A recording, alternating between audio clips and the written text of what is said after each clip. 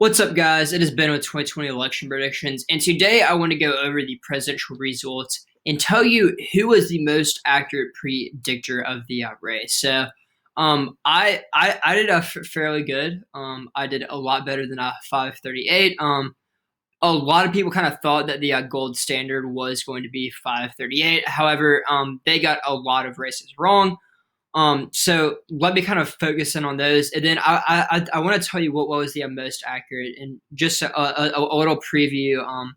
It is going to be the predicted result. So actually, let me kind of start here. So this screenshot was taken on November the 2nd, right here.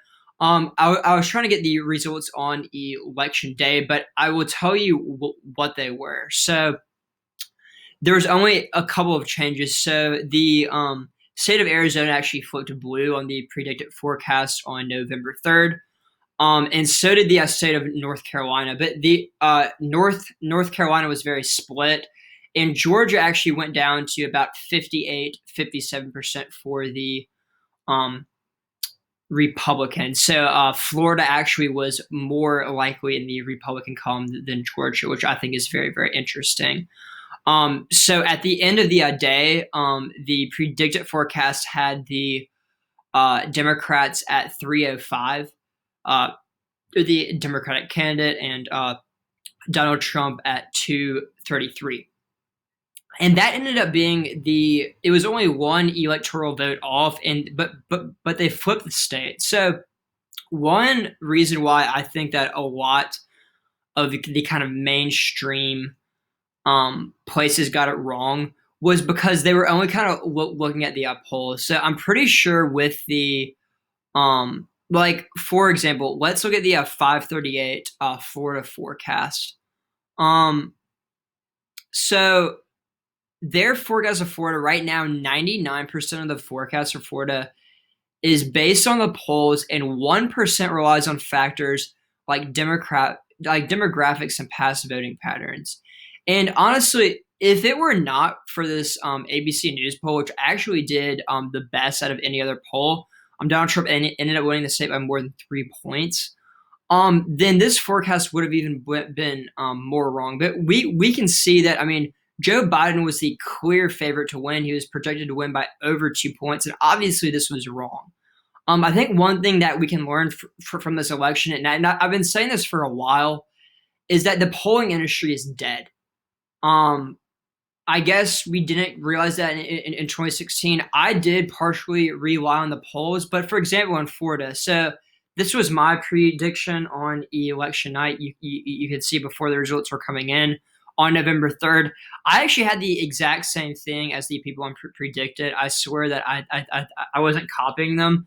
But for example, in my Florida call, 538 had this a lean Democratic state. I had it as a tilt Republican state, so I still didn't even get it right. I got the margin a little bit wrong. But I was looking at the voter registration data and the early voting data, which clearly, if you were looking at that, then I think it was a no-brainer that the Republicans were going to win in Florida. On top of that, if you look at the 2018 midterms, when it was the supposed blue tsunami, Republicans won on the state level, on the governor, and on the Senate level. So I think we're going to continue to see Florida trend red.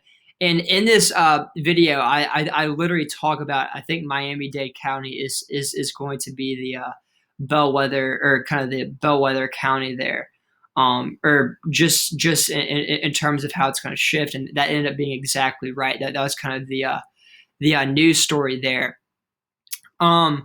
So that is one place where we predicted got it right, where 538 didn't get it right.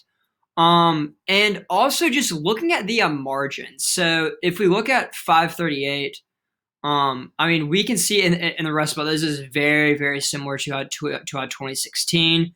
And they considered Iowa and Ohio as swing states. I mean, if we look at their predicted margins, they had it as, oh, it's under 1 point in Ohio, and okay, maybe it's 1.5 points in Iowa. It ended up being 8 points in Ohio, and over 8 points in Iowa. And I knew that these were going to be at least lean Republican states. That ended up being likely Republican states, but this is just another place where the people on Predicted, they were better.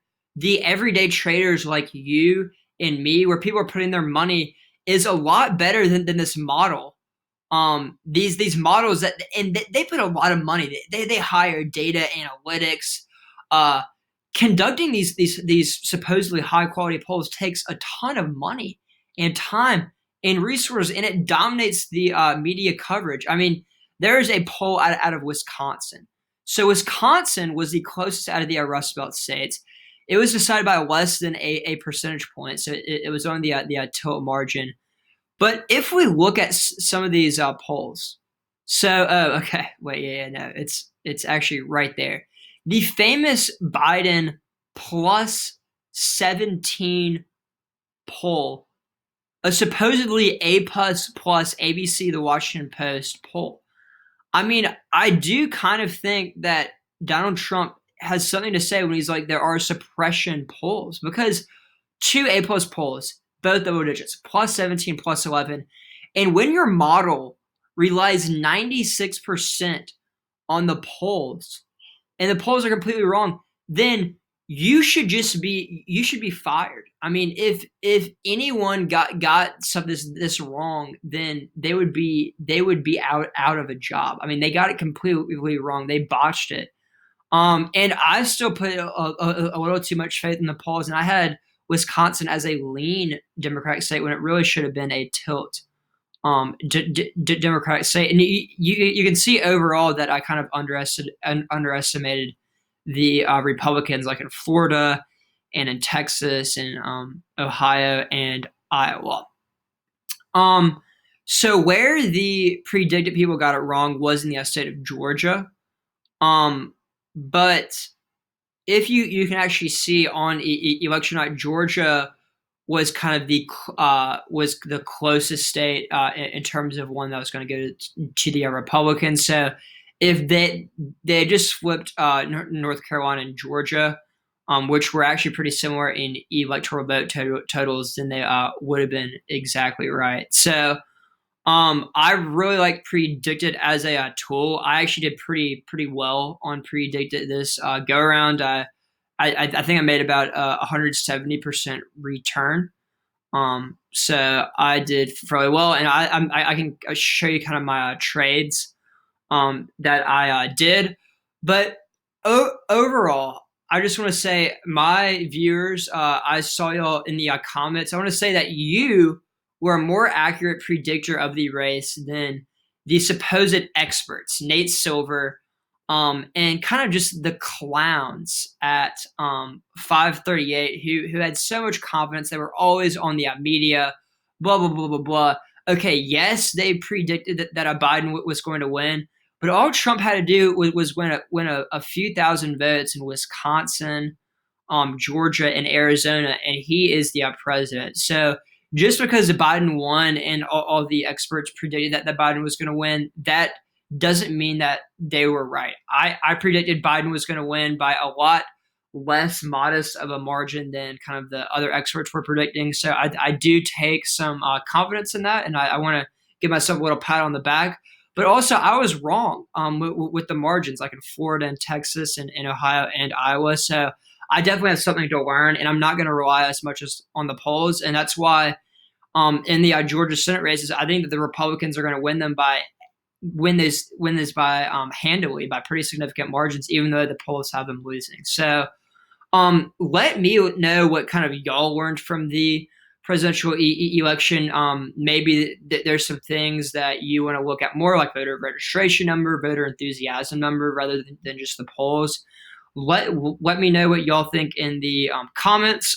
What you think about Predicted and 538 overall. And I hope that you kind of share my channel with friends and family, just because I feel pretty validated that I was one of the most accurate predictors of the election. So yeah, all right, thank you guys.